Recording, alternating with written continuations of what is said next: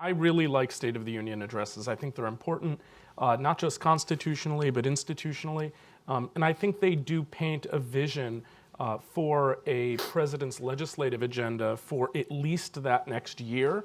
But if the president is more effective, it could paint broader visions of interest in legislation that could come forward. I think that this State of the Union address is going to be significant because we actually don't have any idea what the president's legislative interests are for the next 2 years. And I don't say that necessarily in a critical way, but if I were a Trump supporter, if I was a Trump antagonist, if I was one of the weird people who don't have an opinion on Donald Trump, I would equally be interested in wondering what direction does the president want to take public policy. Now, granted, with divided government, we don't know whether he will be able to achieve those ends, but it's important to put that out there. And the power of presidential rhetoric at a State of the Union to set an agenda within the Congress is important. I think this president underestimates that.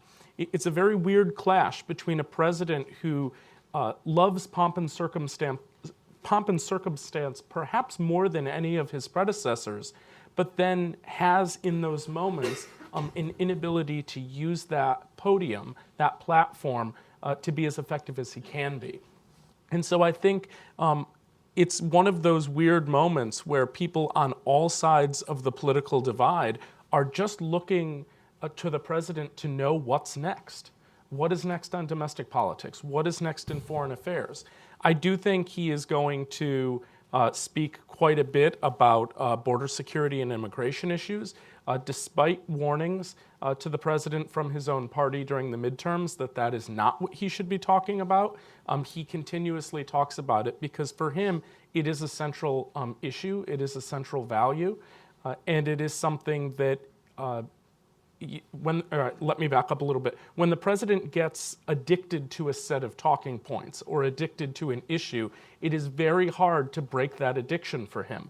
And right now, he is addicted to immigration policy. And so I suspect no matter what happens in the resolution of funding in advance or perhaps likely after February 15th, this is still going to be a drum that he continues to beat. And I think that's unfortunate. There's a lot of other issues that Americans care deeply about. There are a lot of other issues that Americans want to know what the president believes. And there are certain issues that the president can probably find common ground with congressional Democrats if he wants to. The question is exactly that. Does he want to? I think it's going to be a fiery speech. I disagree with Ben on one point. While I agree that there is a decorum and an expectation of behavior at a State of the Union, this president has shown no respect for norms, governing norms. And I would not be surprised if this was an unprecedented State of the Union in terms of tone and in terms of stomping on the norms that we expect from presidents and legislative leaders in the context of that event.